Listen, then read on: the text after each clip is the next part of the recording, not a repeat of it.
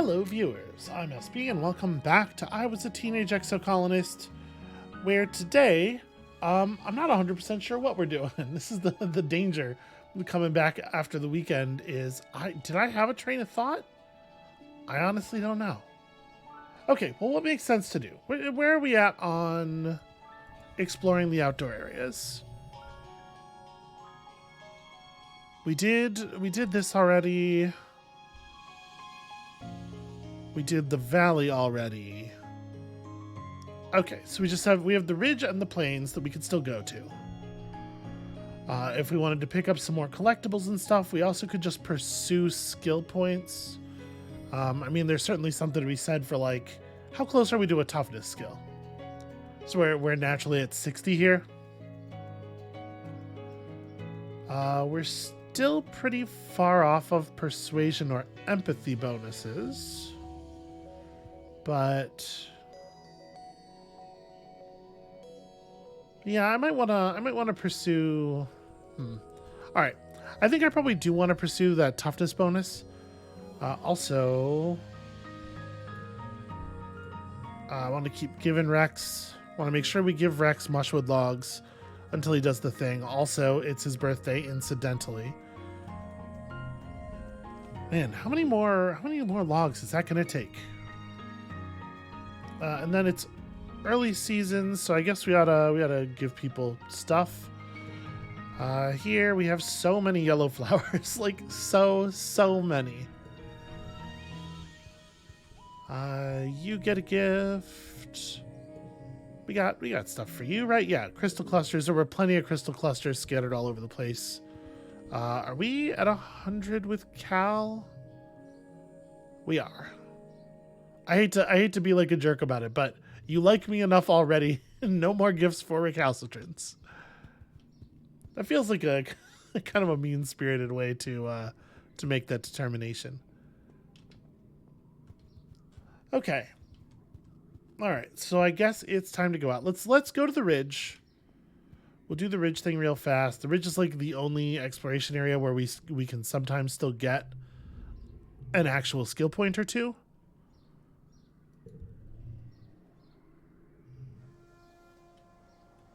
And while we're out here, I think I'm going to swap my sun medallion in over the brain trainer again for the chance of super goaling an engineering objective. So there's like some small chance we could get one entire bonus skill point. And we have a thumper. What is this strange device? Why, it's that pillar that's knocked over on its side. Let's knock it out of the park. There's actually pretty good odds, I think, on this, us being able to knock this one out. So we have the huge bonus to straights. So even though this is like not the optimal use of releasing endorphins, it does add a ton of points here. And who says we would end up drawing many red or blue cards anyway, right? Can't guarantee. That's a little awkward because this is going to become a 5 if I play my 3. Well, I guess I can do this though. That's pretty good. Can we make it from 5 remaining to the super goal? Gosh, I sure hope so. Let's just throw an 11 in there and then like...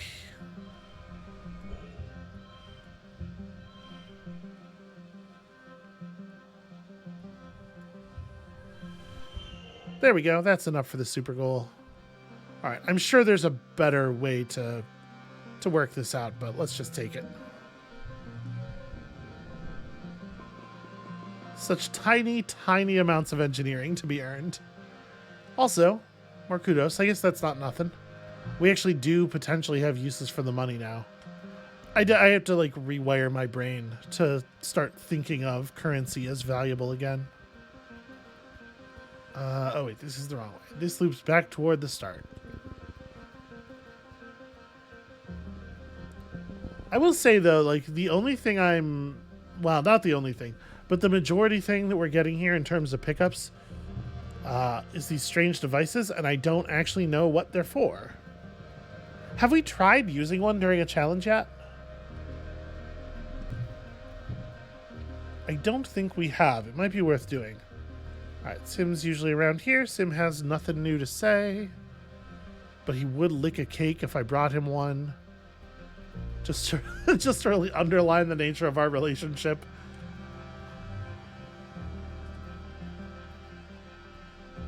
Sim's whole deal is just like aggressively being off-putting but sexy. And I mean, you gotta hand it to him. He's good at it.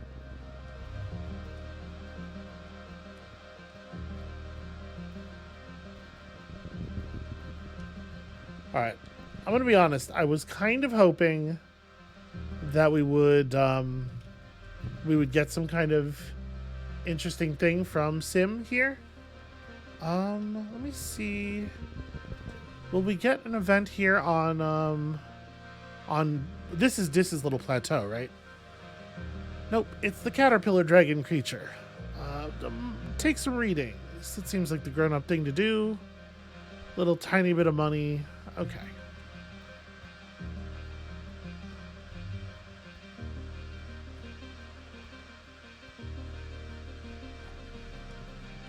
Seems like the utopian thing to do. And I don't think it's actually pursuing or worth pursuing the vast majority of these events still.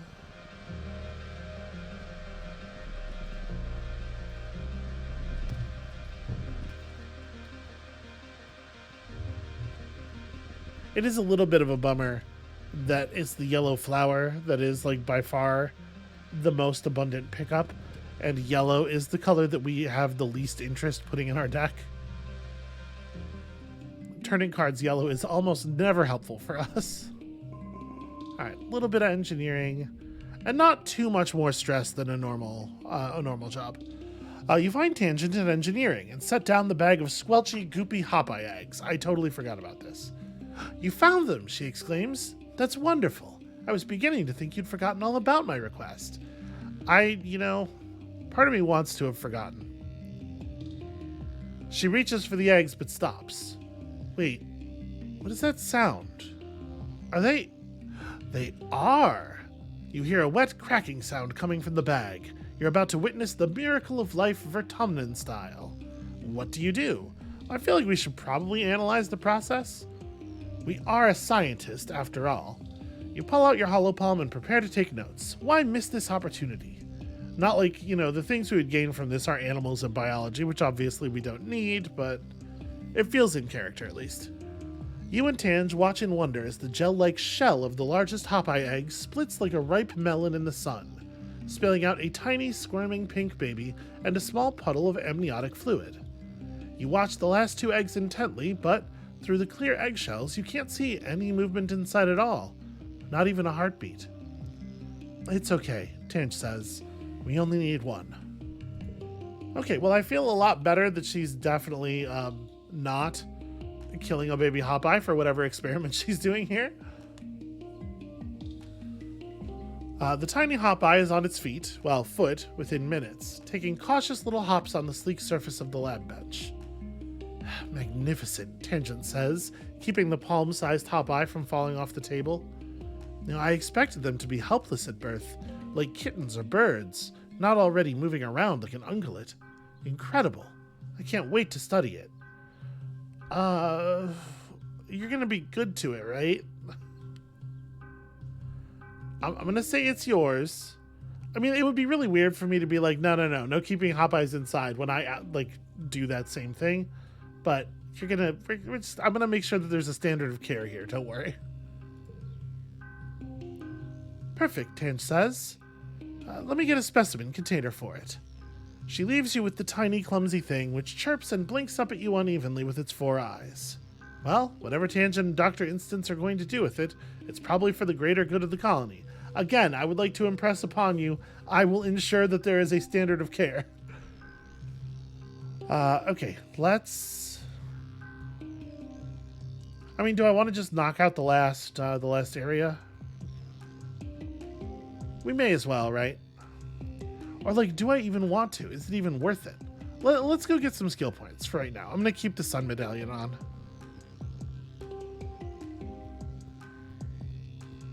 And the pollen's getting really thick.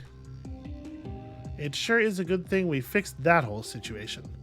So is study humanities still the way I want to do this? Tutor children gives you reasoning and empathy. And I'm sure reasoning is broadly very useful. We could push engineering and creativity, try to shove engineering all the way up to max. So we have here biology and empathy. You know, it's actually really tough to drive persuasion up, I'm noticing. I might want to keep doing this one just for that, just for the fact that it gives the thing that seems to be hardest to get. We're not going to have time to get it all that high, but I think it's a good idea. You're doing creative writing in teams, and you're paired with Mars. You wish it was Tange. She always does so well on these. The theme is Earth's natural environment. Mars takes the topic at face value and wants to write about how beautiful everything was on Earth, with blue skies and green plants everywhere, and huge oceans that went forever. It always looks gorgeous in the carefully staged movies you've seen on the holovids. Well, I mean, I feel like if we're working with Mars, we should do Mars's thing. It feels a little shitty to just be like, no, screw your idea. How dare you suggest a thing? Yeah, we'll run with Mars's idea. This seems like the chill thing to do. How are we doing with her? We're like, yeah, she kind of likes me. Mars takes the creative part of creative writing literally, describing Earth's lush forests and verdant plains and deep jewel-like oceans with a reverence bordering on the obscene. She's pretty passionate about it, so you let her do most of the work. Okay, there's the other bonus to going with her idea. Mars insists she gets to present it to the class. This, too, is a good idea. Mars is a born presenter. You aren't sure that it's totally based on facts, but it is received well by both classmates and teacher. You get a handful of kudos for doing well. Huzzah.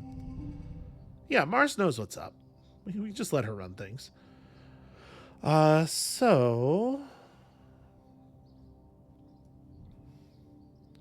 we can use this to establish some sets of pairs and take advantage of this plus bonus to pairs things a larger number of times. I wish I had another 8. Is the better play here? The better play here is probably to do this, right? That way we get 3 pair bonuses and it still reads as 2 3-of-a-kinds. That's pretty good. That's gotta be the highest value available here. Okay, yeah, I was gonna say. Also, I think creativity is an interesting stat for us to gain a lot of, and I think it makes a lot of sense with the things we've done already. Like so far, the occasions when we have gotten experimental have been very powerfully good for the colony. So as much as I was taking this on because of the persuasion points, honestly, it probably makes the most sense for us to pursue the thing that gives the most creativity. I'm just going to run around real fast and see if there are any urgent word bubbles for us to address. Seems like nope. Okay, we've done our pass for the month. Let's get back in that lab. It is tough to hit the super goals on the school things, it feels like. All right, even more humanities. This month, you're learning about the philosophy of personhood and the ways various people have been granted or denied rights based on whether people perceive them as human or not. Sadly, always timely. Consider that in the history of many worlds, there have always been disposable creatures. They do the dirty work. They do the work that no one else wants to do, because it's too difficult or too hazardous. Congruence quotes from the holovid you just watched. You don't have to think about their welfare. You don't think about how they feel. Whole generations of disposable people. The class shifts uncomfortably under Congruence's eternally placid gaze. Alright, there is some money if we hit the goal directly here. Well, it feels like I want to just play sixes directly across. How do these interact? What sets? Is it whatever's furthest to the right? No, okay, it always takes the upper value. I appreciate that.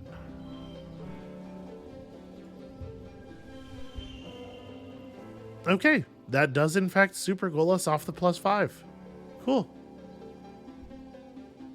I will definitely take this over the 10 extra kudos for sure.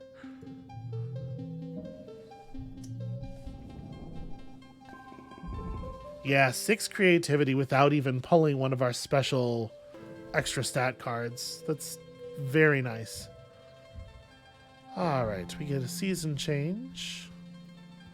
Let's run around here. First of all, make sure that we don't have any new spawns. Nem seems troubled. How do you know if someone still likes you? She asks. I don't understand this dating stuff. Oh, Nem. If Vase is giving up on you, I have to say, like, I maybe have never heard better news in my entire life. Here you go, birthday egg. Classic birthday egg. You were supposed to meet Nem for lunch, but she didn't show up. You head to the garrison to see if you can find her. You spot Nem's shock of red hair over by the close-range fighting ring. As you approach, she finishes a flurry of blows with a roundhouse kick that almost knocks the training dummy's head clear off. Yeah, she roars, echoing off the vaulted ceiling of the garrison. Nem steps back from the ring and pulls up the bottom of her shirt to wipe her face, flashing you a glimpse of her muscular stomach and the blue-green scaling that dances over her ribcage and down her hips. Her skin shines with sweat under the harsh lights. You catch her eye and she shoots you a smile, as quick and bright as the sun glinting off a metal roof, before it disappears behind her usual bleak expression. Yeah, she's, like, I know she has never really gotten over her brother's death, but even taking that into account, she has been really, like, grim and sad and tired and sad I feel like the last few months, maybe even the last whole year. She's having a rough time with something. She jogs over to you. What are you doing here, Sawan? She brings up the time on her hollow palm and her eyes go wide. Oh, shit. Were we supposed to eat lunch together today? I'm sorry. I'm gonna play it off. It's not a big deal. You were busy, obviously. Yeah, but that's no excuse, Nem replies seriously. I should have been more aware. Nem grabs her water bottle and drinks from it, then pours the rest over her head and flicks the water through her shaved side. We can still go get some chow if you want. Just give me a sec. Nem pulls an oversized sports ball sweater over her workout clothes, her thumbs popping through the holes worn into the cuffs. The lettering on the back reads kombucha. As you exit the garrison, you're stopped by a few of the other soldiers, who all seem to want to give Nem a high five or tell her about their day. Even though she's clearly exhausted, she musters up a few heartening words for each of them. They all know I'm dating Vase, she says apologetically when you finally emerge into the sunlight. It's weird. All of a sudden, I'm like a hero to them too. I haven't even done anything yet. Yeah, it's weird though, like, I don't think they regard her as a hero, because, like, they're like foisting stuff onto her, right? This is a weird dynamic. I don't like it. I train every day, though. Probably like 6 or 8 hours, she says, rubbing at her shoulder and stretching it out as she walks. You know, it feels good to work hard. Like, it just wipes out all the bad thoughts. Anything that's bothering me. She makes an exploding motion with one hand. Just goes away. Poof. You know, I can't afford to lose my focus, Nem says solemnly. I can't let myself get distracted. If I do that and someone dies because of it, null it, man, she says, shaking her head. And the thought of it keeps me up at night. Sometimes I just get up and run around the colony until I'm too tired to stand. No one else is going to die on my watch. I mean, you understand, right? She asks, turning to you. You work harder than anyone. How do you do it? What are you fighting for, Sawan? Well, mostly I'm fighting to make the little numbers on the bars go up, if I'm being honest.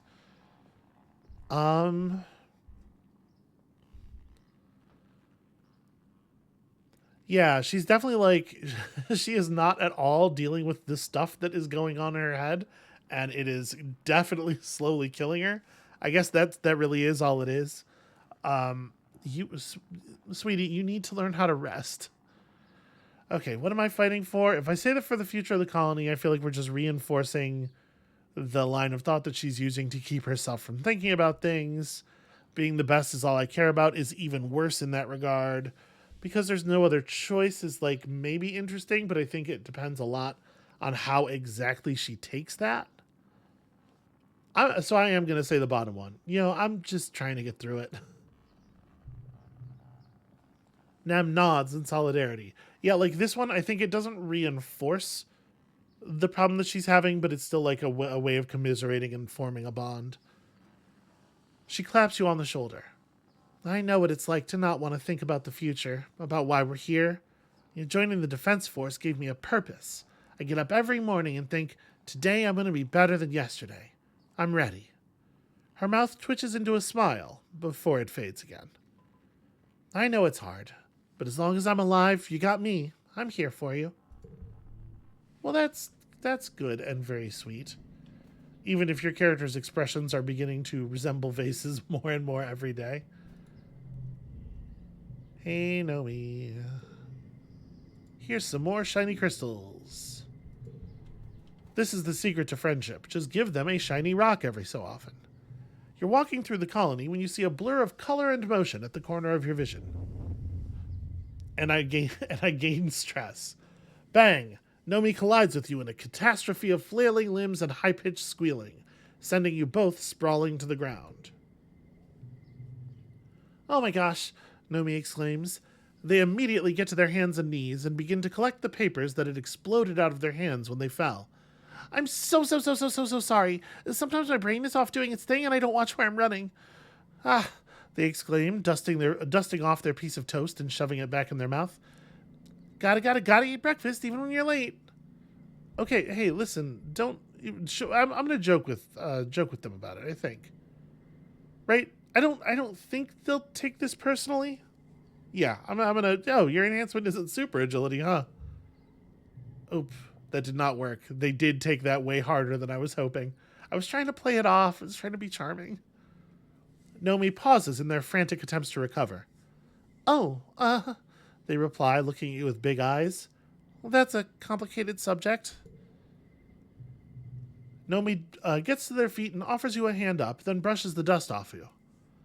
I actually don't know what my genetic enhancement is, or even if I have one at all. My parents decided to lock my medical files from when I was a baby because they had this wild idea that they wanted me to grow up without feeling like I had to be perfect. They think it's rude for parents to make that choice for their kids. I get where they're coming from. Like, definitely, if you were enhanced in one way and you know what that one way is, I think it's going to steer your life pretty powerfully, even if you don't choose to play into it. At the very least, like, its existence will govern how you steer away from it, right? Like, I think it would take a person of tremendous willpower and clarity to be able to simply act as though they didn't know that information at all. You're certainly not going to find that in a teenager.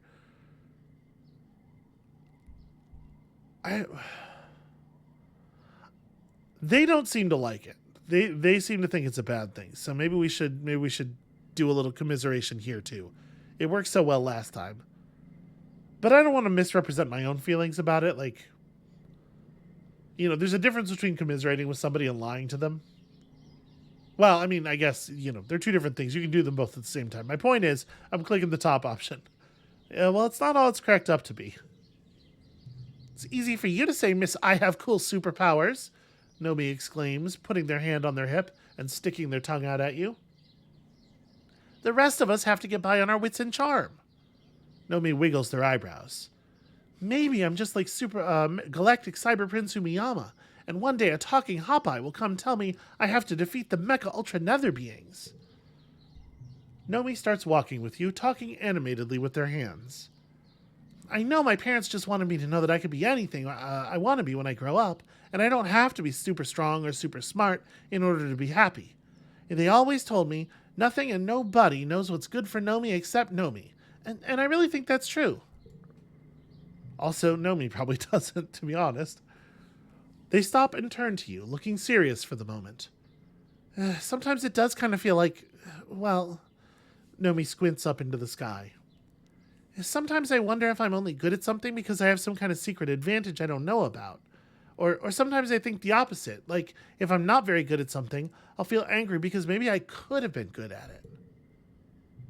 And it was really bad on the Helio because everyone is really good at something. Usually things like marching and shooting stuff. I thought maybe it would feel different here, where people have all kinds of skills, but they sigh. No matter what I try, someone is already way better at it. So I just feel like I suck at everything. Well, I mean, everyone sucks at first.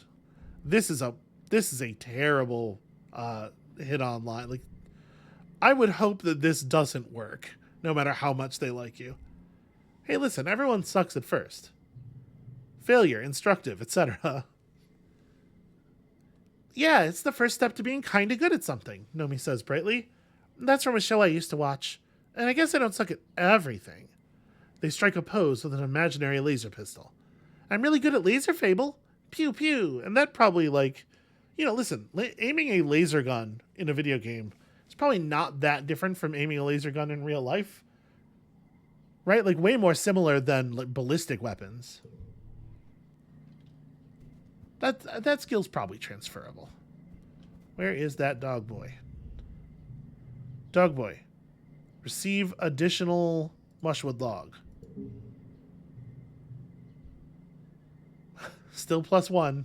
Just +1 forever. Did we do it? Are we good? You spot Rex sitting on the second floor of an unfinished building, his feet dangling over the edge. He waves at you and gestures you to come sit next to him. Hey, Sawan, he says, shooting you a tight smile before looking back over the rest of the colony. From here, you can see the garrison soldiers marching around in formation with Vase at the head. Rex watches them with an uneasy expression. So this is like a total non sequitur, and also, do people put in the comments if you're familiar with Lassie, if you have ever seen any Lassie. I feel like this is a reference that might be too old for people to get now in the present in the real world, and certainly however far in the future we are here, even older and more out of date. I'm going to say this thing, even though he has every right to get really mad at me for it. Why the hangdog expression? Rex musters up another smile. That's a good one, he says. You always know how to brighten my day. You have one more surprise up your sleeve, though. You open your bag and pull out the dust melon you've lugged over from the canteen. Rex brightens and makes grabby motions with his hands. Yes, he exclaims. My hero. Rex tears into the soft rind of the melon with his fingers and splits it between the two of you. You sit together and watch Vase bark orders at the other young soldiers. I know that he does not wish he was like them. Maybe secretly. Maybe this would be the path to secretly finding out that he wishes he could be accepted as a soldier. But I think this is way more likely to land. What a bunch of mindless drones. Well, not all of them, Rex says. Some of them are pretty nice, but everyone on the Helio listens to Vase, you know? And he does not like me. So that means I've always been an outsider, whether I wanted it or not. I mean, they're friendly to me, I guess, but that's not the same as having friends. Not like you or Nomi. It's fine, though, he says, shrugging dismissively. You don't have to like someone to hook up with them. I kind of like being the one everyone comes to if they just want to have a good time. Yeah, fair enough. He owns it. You gotta respect that. What's the deal with you and Vase exactly? Rex's mouth twists and he spits a dust melon seed over the edge of the building. It's kind of a long story and not a fun one, he says, avoiding your gaze. I'd rather not drag it up again, honestly. This is going to be a persuasion check. Nope, it's an empathy check. Never mind. You're persuading him, but you're persuading him with your empathy. Look, that's okay. I understand. You don't have to talk about it. Rex's shoulders relax a little bit. Thanks, he says, running his fingertips thoughtfully over his left forearm. Looking closely, you notice a gnarled scar right over the bone that's healed lighter than the rest of his brown skin. I wish it was different, he says softly. I wish he was different. Sometimes I think about how we could have been friends. The garrison soldiers break from formation, and you watch Nem approach Vase. He sweeps her up in his arms and swings her around. You can hear her delighted laughter from here. Rex watches this with a frown. Anemone and I don't know each other very well, he says. Probably because Vase is telling her all kinds of lies about me. But I'm a little scared for her, you know? She doesn't know what he's capable of. Rex straightens and puts on a happier face. I don't want to waste my day thinking about Vase, though, he says firmly. Not when there's friends to talk to, and a whole world to explore, and dustmelon to eat. He splits off another segment of dustmelon and eats it with gusto, laughing as the juices dribble onto his mostly bare chest. And baths to have, I guess. He giggles, wiping up the juice and licking it off his fingers, seemingly without a care in the world. Yeah, we're just going to pretend that's a totally neutral gesture that has no ulterior motives at all, right? Okay, so no, that did not, in fact, we passed a relationship threshold with him. That did not, in fact, finish the construction of his thing. Hey, Mars. I brought you a flower. I wish there was more we could do to, like, stir up anti-Lum sentiment, you know? I really would love to run that dude off, but it's just, there's nothing we can do. All right, let's find Dis and make sure Dis doesn't need us. Aha! Dis was guarding a flower. Thank you, Dis. He wanted to make sure I'd seen it. If we're going to pursue a toughness bonus...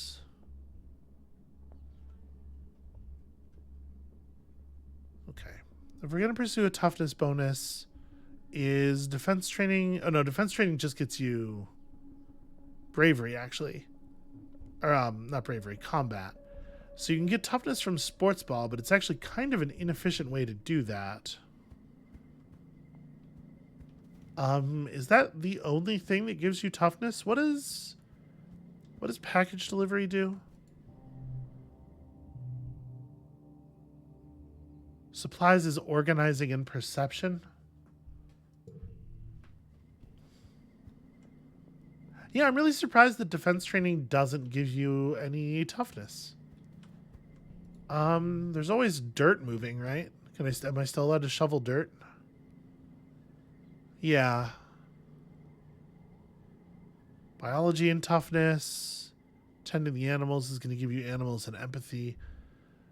So actually, shovel dirt is the most effective way to get... I mean, I guess I'm going to go for it. We only need to hit 6 points. Yeah. The warm sun feels good when you work outside. Cal's so happy in the sun, almost like he's part plant. He soaks it in and never seems to get too hot, which is a hint toward his thing if you don't already know what it is, I guess. So... +1 skill on challenge win obviously is pretty good. Really don't like this. I would rather have the straight. Can I... Like here, we could do like...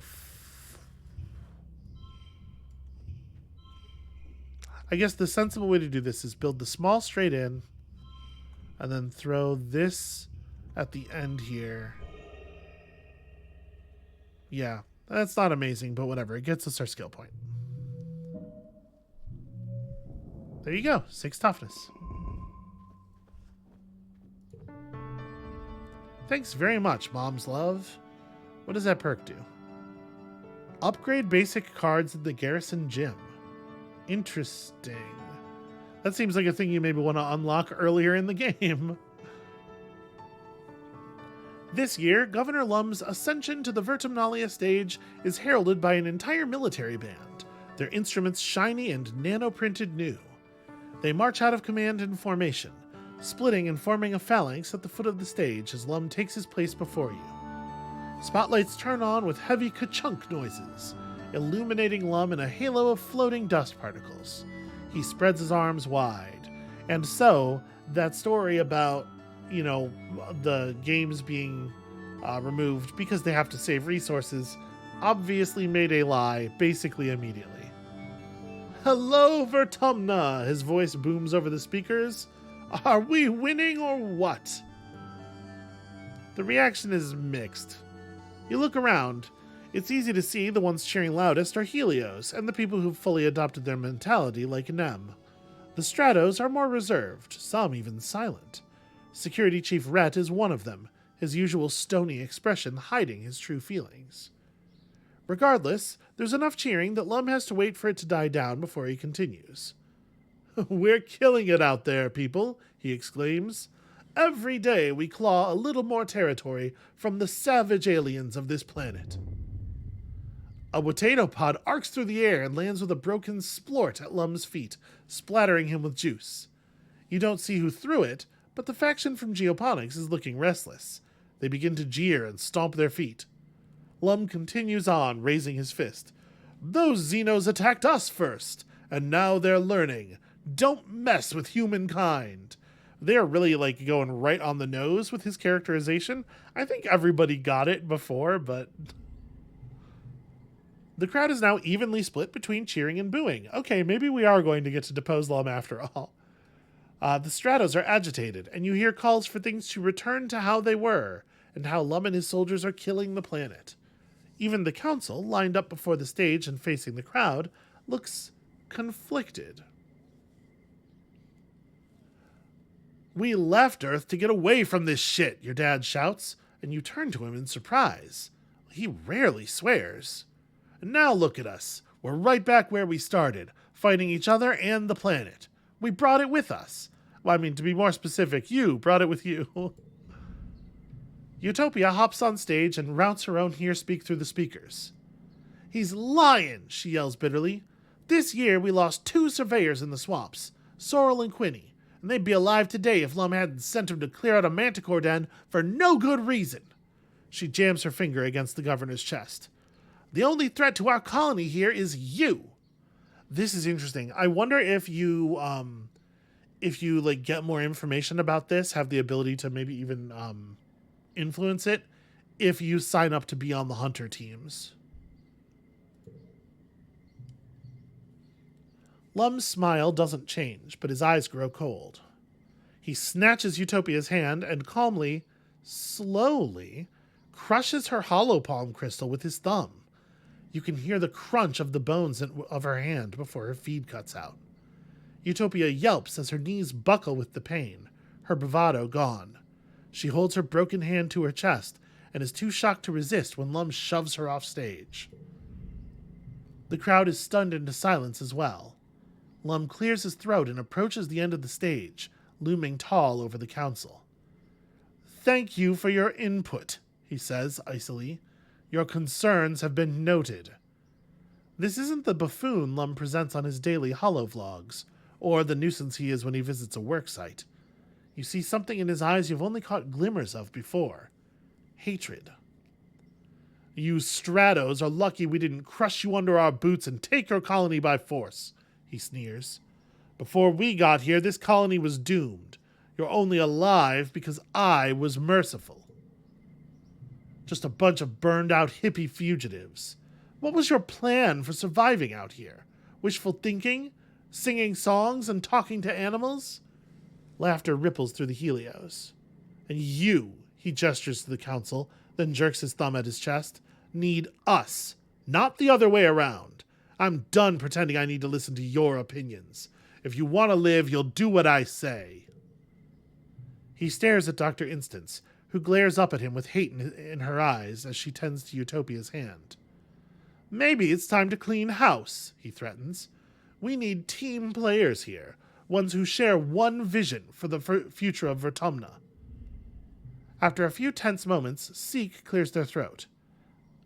Sir, shall I continue with the traditional formalities now? Lum scowls down at Seek, then throws his hands in the air. Whatever. Do it if it makes you feel better. You're all cowards. He turns and stalks off the stage, his marching band scrambling to follow him with his exit song. As promised, there are no contests this year, but there's plenty of food and alcohol.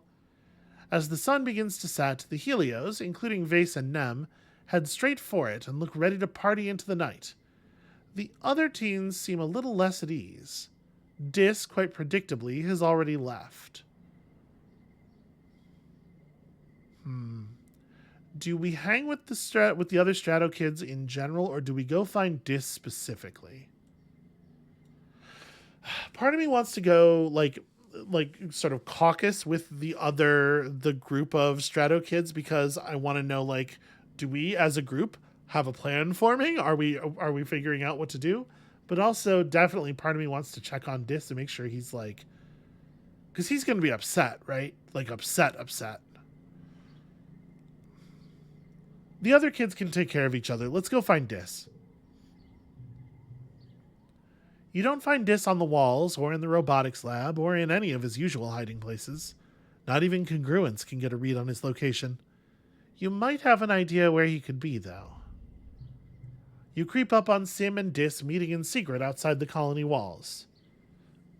Trust me, Dis, I'm not concerned, Sim says, his hand resting on Dis's shoulders entreatingly. The planet is in no danger of being subjugated by humans.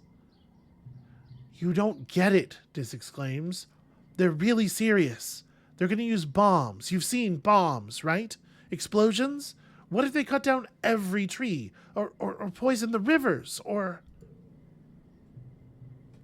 Sim smiles patronizingly.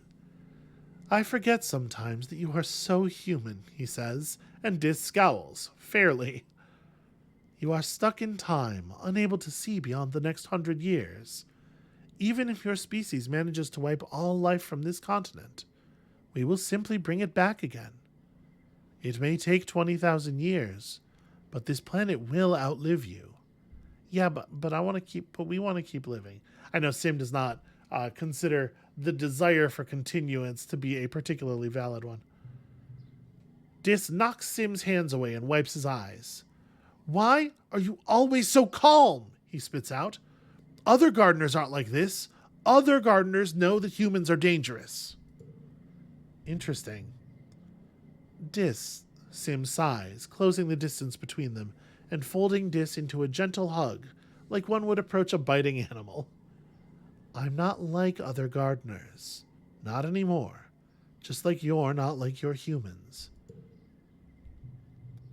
Dis sniffles and buries his head in Sim's tattered clothing. I just wish you'd let me help, he murmurs, almost too quiet for you to hear. I'm gonna make my presence known here. You let yourself snap a branch as you move through the dry underbrush, and Dis leaps away from Sim with a guilty expression. They both relax when they see it's you. Dis scrubs his red face.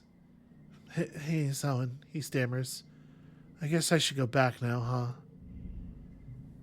You and Dis sneak back into the colony as the sun sets, dodging Vase and his reveling friends. They've somehow wrangled themselves a live trippet and are in the process of skewering it to roast over a big bonfire. You can hear its dying squeals from here and, shortly after that, smell the sweet charred scent of it roasting over the flame. Dis curls his lip. I hate this place, he mutters. Sometimes I wish everyone would just hurry up and die. The week after Vertumnalia is one of the hottest since you landed. You're supposed to take time off for a much-needed break, but it's just so humid and awful, and tempers are short. Shortly after the festival, you start seeing graffiti cropping up everywhere. It seems that a lively, if not particularly civil, conversation between the two factions is being held on the flat surfaces of the colony. Lum announces a zero-tolerance policy for political graffiti, but you notice that not every tag is being removed, just the ones against the war, of course. The atmosphere of the colony is oppressive, as thick as the choking dust heat itself. Everywhere you try to relax, people just want to talk about the war. To make matters worse, the sweltering nights are making your nightmares intense again. You return to work feeling more stressed than before. I was actually relying on the Vertumnalia de-stress. We might end up having to burn a month on just normal resting. Okay, let's go see what is meant by that. Hey, Dad, how you doing? You managing? Okay. Dad is just very in love with mom is the thing.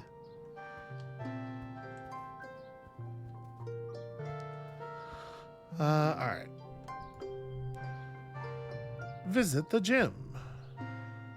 Okay, so another use for kudos. That makes sense. You can also buy cards here, but they are not particularly good. What does upgrade mean exactly? I mean, I'm assuming it's just going to be a numerical boost. These are the only cards I can upgrade. I guess it's only the ones that make sense, like the red cards representing some kind of physical skill, like the ability to walk or your eagle eyes. I guess I'm going to hit upgrade here just to see what... It doesn't even show us. Okay, well... Okay, so it put a gem on it. That's cool. That's actually quite a boost. Plus three base value and also a gem. So yeah, it turns out there are a lot of things to spend kudos on, and I just hadn't unlocked any of them until halfway through year 18.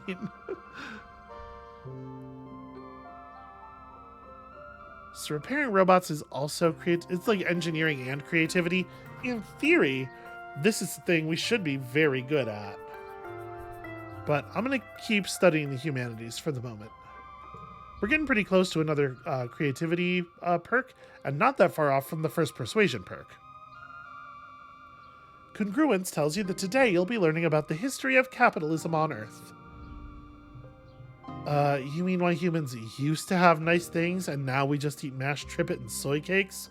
Mars says smugly. Please. Earth humans might have messed everything up, but at least they had style. Ever patient, Congruence ignores Mars's contribution and projects a holovid into the classroom. A solemn woman in weird clothes identifies herself as Haven Constance Odenheim, an educational designer for the Vertumna Group, and tells you that the following experience has been created specifically to teach you, the third generation of the group, about the largest contributing factor in Earth's destruction: capitalism. You and the other students exchange worried looks.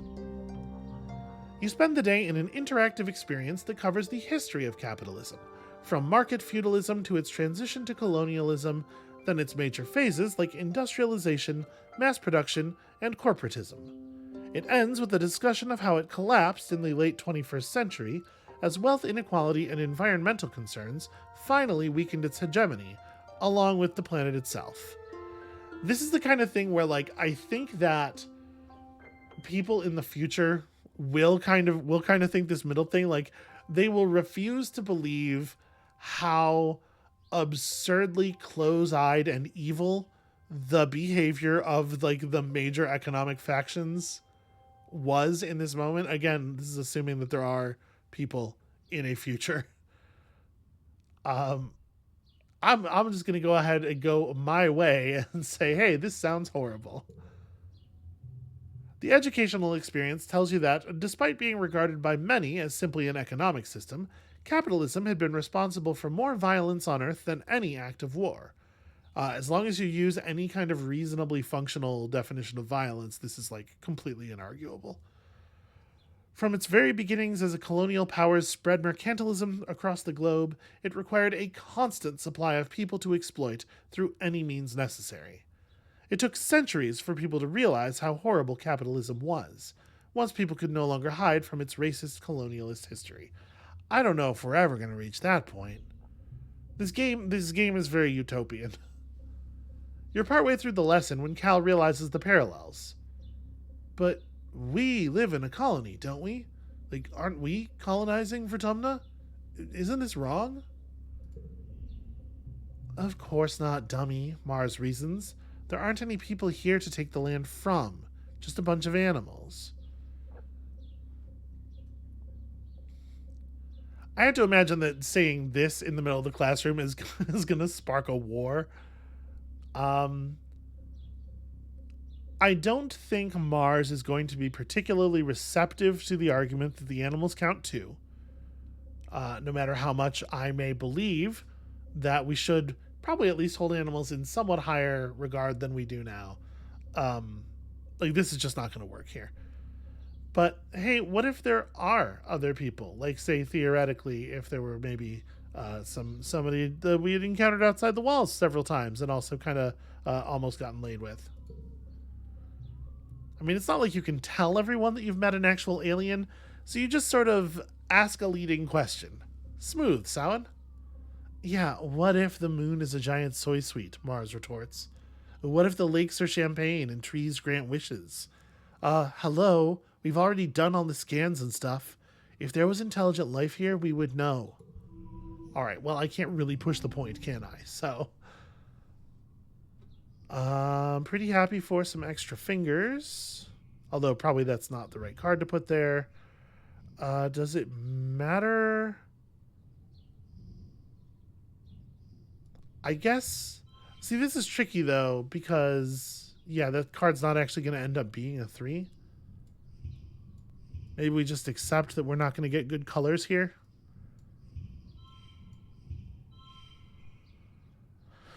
And then... Oh, shoot, right, playing the 6 screws up. I wish I just had a 4. Well, we could certainly use a... we could use a thing to turn one of these more solid 3s into a 4.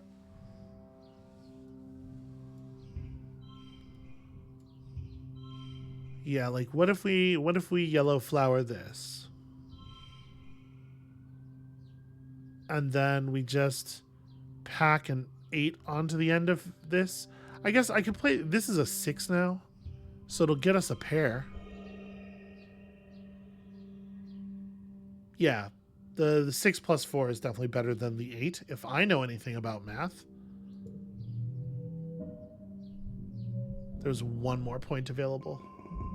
But hey, 6 more creativity. I'll take it. We only have to do that twice more for another perk.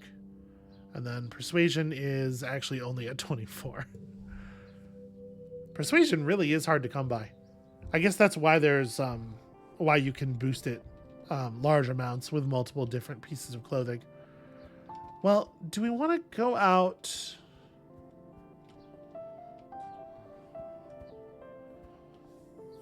Because I'm going to stress out pretty soon. Do we want to go out and loot the last area? I'm not going to get to de-stress here, probably, right?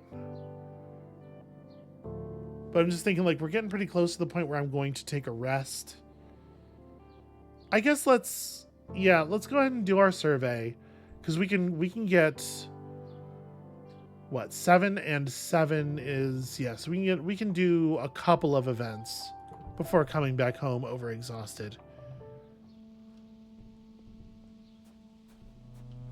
Wait, I hit survey the plains. Was this the wrong? No, there's collectibles here. I have not done this one yet. Yeah, this is what I figured. There'll be a Nomi event to do. I'm actually going to come back for that just in case that event causes us to gain stress above the normal stress gain from events.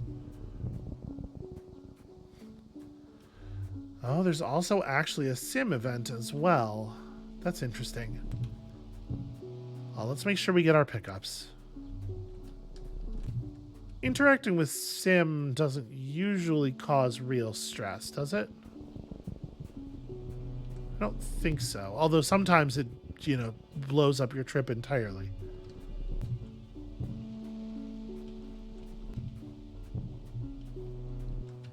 Alright, this has already been worth it, just in terms of like the stack of medicinal roots and mushwood that we're bringing back. Yep, crystal clusters, also a very good item. Oh, I forgot I was going to use a strange device on a challenge. I have to remember to actually do that. And then, do we have a proper yellow event, or is the yellow thing just a flag? Well, it looks like a real event. Alright, I hate to do this the slow way, but I probably care what this is, right?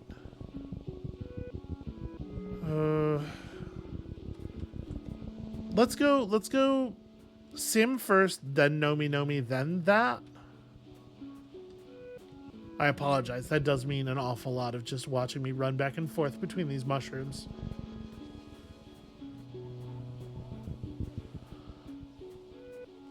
Maybe I should have preserved more stress for coming out here. Then again, there's some chance that we're going to interact with Sim and it's going to end up de-stressing us because he wants to, practice with his body or whatever.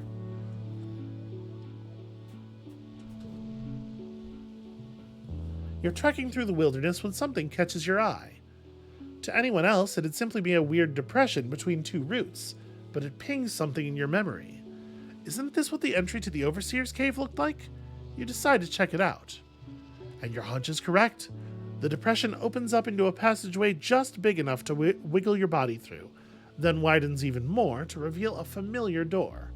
You quietly push it open. The room you enter is not unlike the one where you interfaced with the array.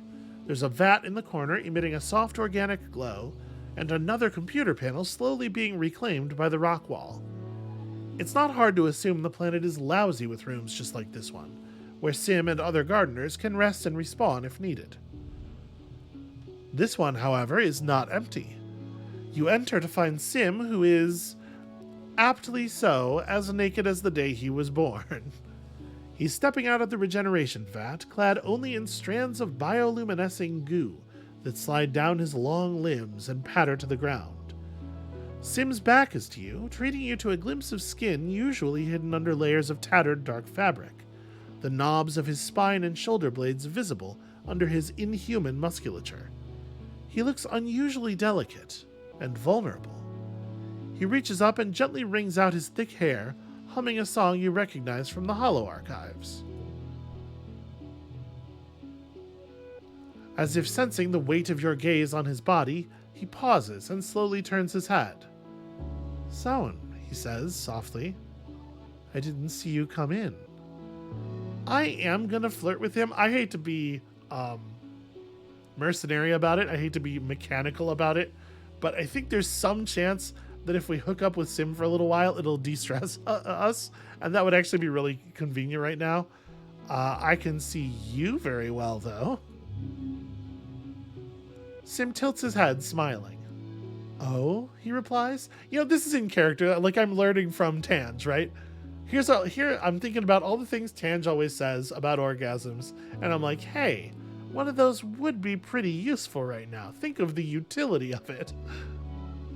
He turns slightly, taking on a slightly more performative posture. "Did I design this body to your liking?" And you have to say, he did. "Now that you know the truth about the gardeners," Sim continues, "we can be far more free with our words." He gestures to the regeneration vat. "I have very few secrets from you now. You can come take a closer look if you'd like." After a beat, he clarifies.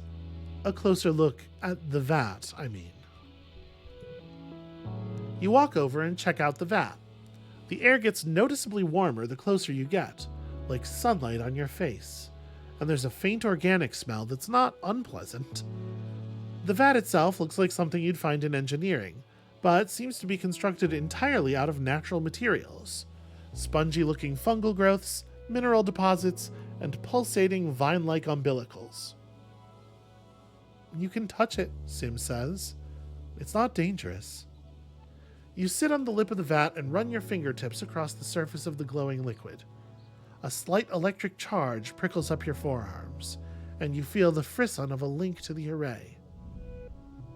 Sim sits down beside you, now fully dressed.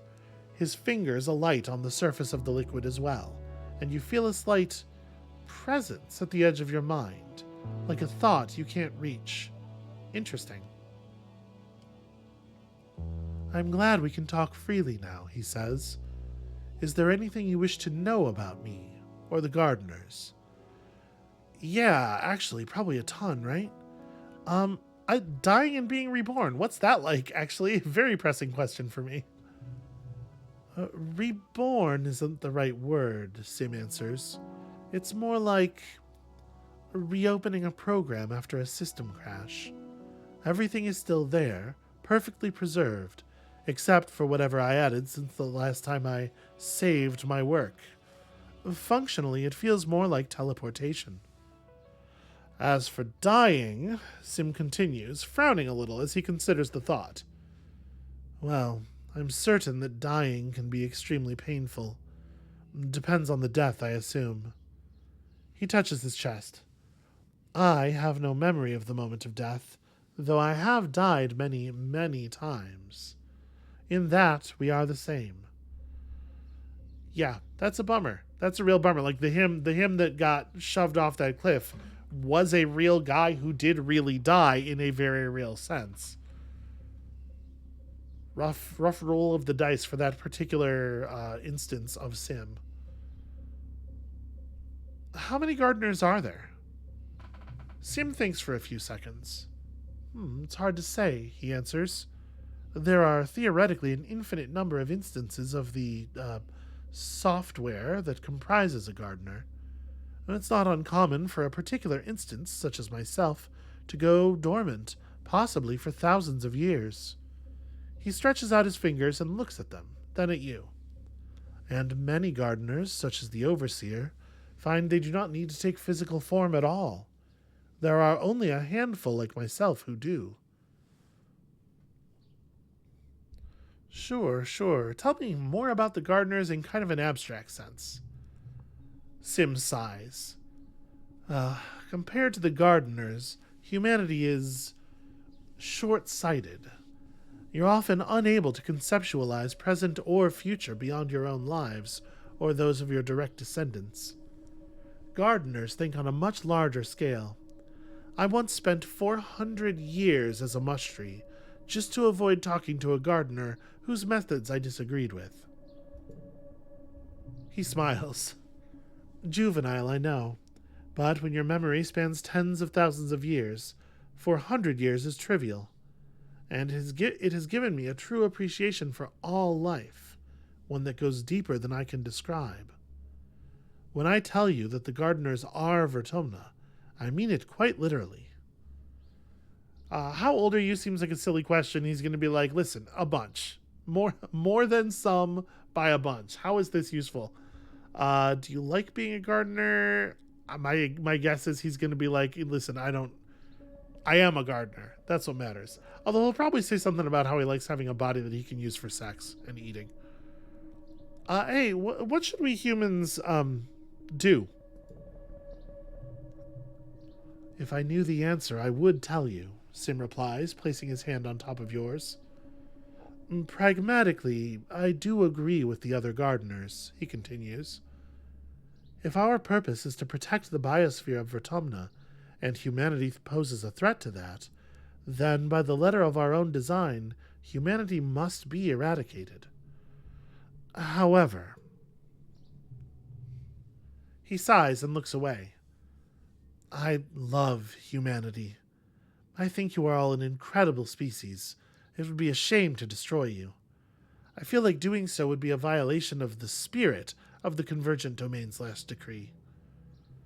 And perhaps, he murmurs, redeeming you will be the greatest act of love we could perform in the name of our imperfect creators.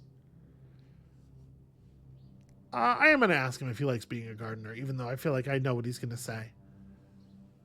Yep, here it is. Does the wind like being wind? Sim answers.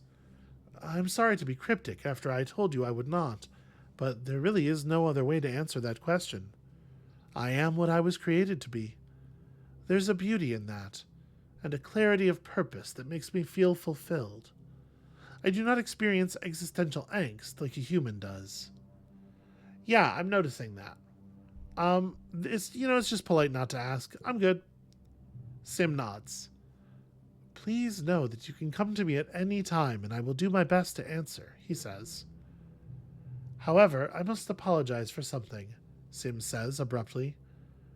I simply must... May I touch you?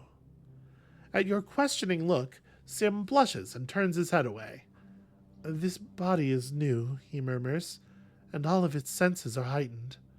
I confess, I find myself unable to stop myself from wondering what it would be like to touch another while I am vulnerable to sensation like this. Yeah, man, have at it. Sam looks delighted as he reaches out and pets your hair, running his fingers through the fine strands. Marvelous, he says. Truly, a texture I have not been able to replicate in my own bodies. He runs his thumb over your eyebrows, then your cheekbone. His fingers dance down the bridge of your nose, then lightly into the dip of your philtrum, across your lips to pause on your chin. Sim's gaze drops to your mouth as his own lips part with an unspoken question. I think it's interesting that they don't let you do it. Like if you're dating someone, you're not allowed to cheat on them. I'm a little surprised by that, honestly. And like especially in the case of Tange, I feel like cuz here's the thing. We quote unquote made it official, but we didn't talk about what that means or like set any ground rules. So I don't know that I would consider kissing Sim to be cheating here. I mean, what I would say is if I had a friend in this situation and I was advising them, what I would say is don't do it until you have set some rules. Go talk to your partner about this shit and find out if it's going to be okay with them or if they would be upset by it. But my guess is Tange probably is not like terribly physically possessive, given the let's say business-like way that she regards the arrangement. I'm gonna pull away here rather than trying to jam out a whole sentence. And if he inquires, we can give him information. But I'm just gonna be like, actually, no. I understand, Sim says immediately, raising his hands away from you. Humans are bound by an intricate network of conventions around such things. This much I have gleaned from your holographic videos. I'm sorry if I have made you uncomfortable. This is definitely the way he responds to either of those buttons, right? He stands and takes a deep breath. I would like to go outside, he announces. Have you ever swam in the lake nearby? It's incredible, especially when my senses are heightened. I love the feel of the sun and water on my skin. He smiles down at you. You're welcome to join me if you like. Okay, no stress up, no stress down. Let's go talk to Nomi and then we'll come all the way back.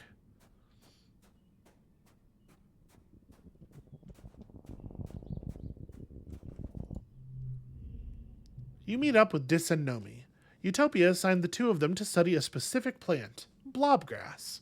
The sticky, gelatinous fronds are almost totally transparent, especially dangerous when they form rafts over water, like this particular patch. Dis and Nomi are perched on top of the rocks by the shoreline, bonding over their love of exploring. I think it is rad that Dis has a new friend. They're an odd match.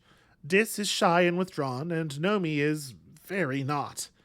As you approach, you hear Dis giggling over Nomi's impression of Chief Administrator Seek.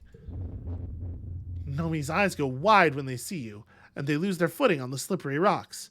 Hey, whoa! They exclaim, falling into a knee-deep gloopy puddle of blobgrass.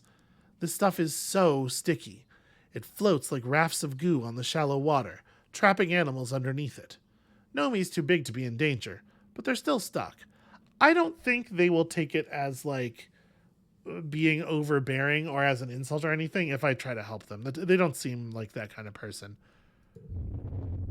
Helping is the decent thing to do. Nomi inevitably pulls you in, and you get all goopy too. That's a bummer. It's a big sticky mess. You're naturally a little embarrassed by this clumsy rescue attempt, but Nomi isn't. Come on in, Dis, they laugh. The water's fine. Dis declines their generous invitation, grimacing as Nomi flecks him with goopy water as you both flounder to shore. So we're not going to get to do the ending event, but that's fine. I'm not really that worried about it. Nomi just laughs and brushes themselves off. Not that it helps. They're totally soaked. I don't get it, Dis mutters. How do you do that? Just be weird and mess things up, but not feel like you want to crawl in a hole and die from embarrassment. Now Nomi blushes. I guess I don't always know when I should be embarrassed, they reply. I mean, I already know I'm stupid and uncoordinated and bad at basically everything. They shrug.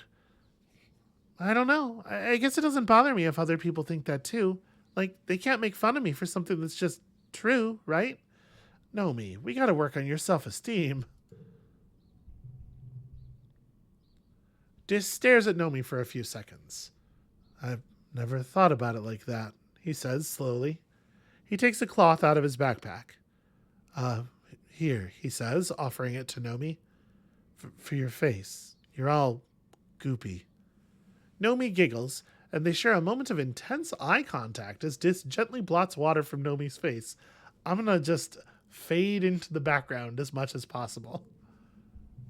The moment passes as quickly as it started, both Dis and Nomi awkwardly shuffling apart and getting back to their readings. They are an adorable couple. I do not, in general, ship. But I do think that I do ship them. Rex has called a meeting to all interested partiers, his words, to join him for the unveiling of his bar. We did finish it. He's amassed a huge crowd. By this point, everyone's heard about his mission. Nomi's here, of course, bopping around like they're about to explode with pride. Have you ever noticed how some months in this game go by in like 2 minutes? We just like do a quick event and then it's over.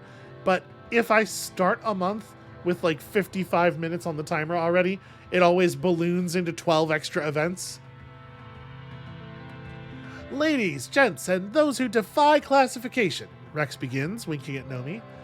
The time has come for this colony to have what it really needs. A place to, and then he says the word partay out loud because Rex also does not know any shame. With that, Rex flips on the house lights. The crowd gasps and blinks around in awe. There's so much to see. It was an ambitious build. There's a stage and a dance floor for live music, a bunch of low tables and some cute little booths with red cushions, and, of course, there's a bar fully stocked with various liquors Rex must have been able to coax out of someone's hobby still. Rex drinks in everyone's reactions, beaming with pride.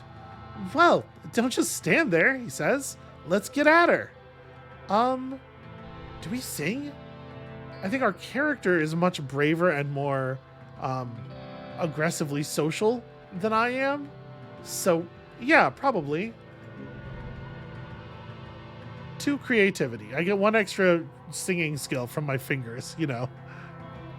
There's a holographic karaoke projector that scrolls lyrics to whatever song is playing.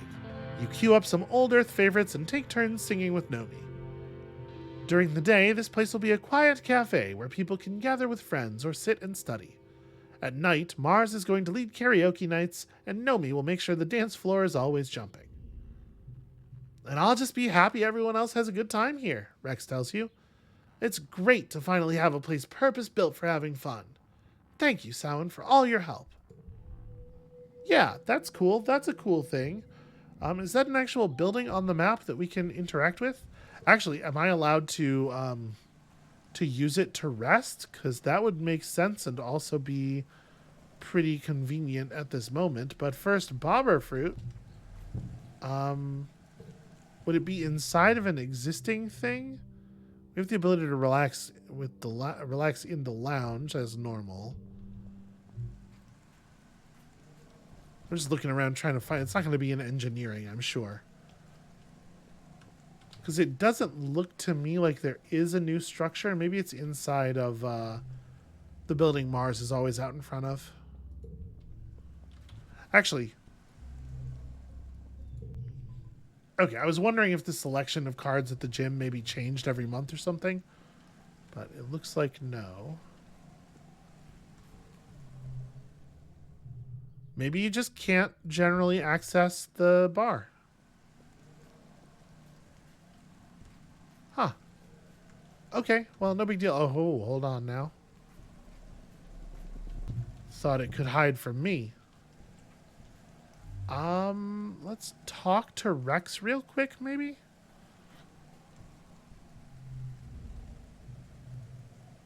Nope, it does seem like we maybe just kind of can't go there whenever we want. Okay, well, no big deal. That's going to be it for us for today. Thank you all so much for watching. When you come back next time, we are rapidly hurtling toward another glow season. Maybe this one will be the one where the whatever it is happens. In theory, there's something of import on the horizon. And also, maybe this will be the year that Governor Lum just gets accidentally fragged during all the military operations. It would be so easy for someone to just slip and drop a grenade. Come back next time to see if anyone has the guts, and we'll see you then.